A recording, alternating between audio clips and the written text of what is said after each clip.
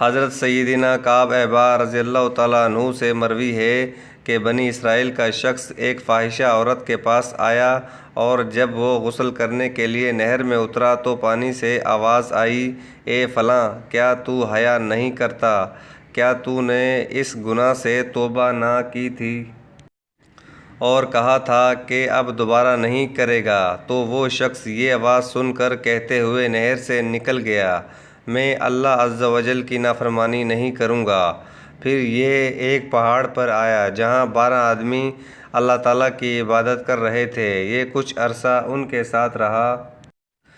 جب وہاں قحط نازل ہو گیا تو یہ لوگ وہاں سے اترے اور جڑی بوٹیاں تلاش کرنے لگے۔ اس دوران یہ اسی نہر کے پاس سے گزرے تو اس شخص نے کہا، میں تمہارے ساتھ نہیں جاؤں گا۔ انہوں نے پوچھا، کیوں؟ اس نے کہا، وہاں کوئی ہے جو میری ایک خطا کو جانتا ہے اور مجھے اس کے سامنے جاتے ہوئے شرم آتی ہے۔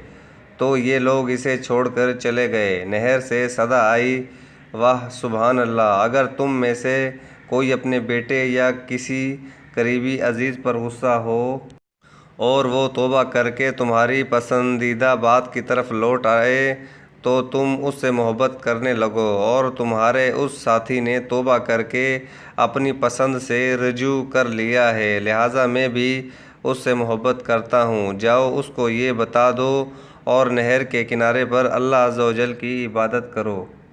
تو ان لوگوں نے آ کر اسے بتایا اور یہ ان کے ساتھ وہاں آ گیا، اور ان سب نے وہاں کافی عرصے تک عبادت کی۔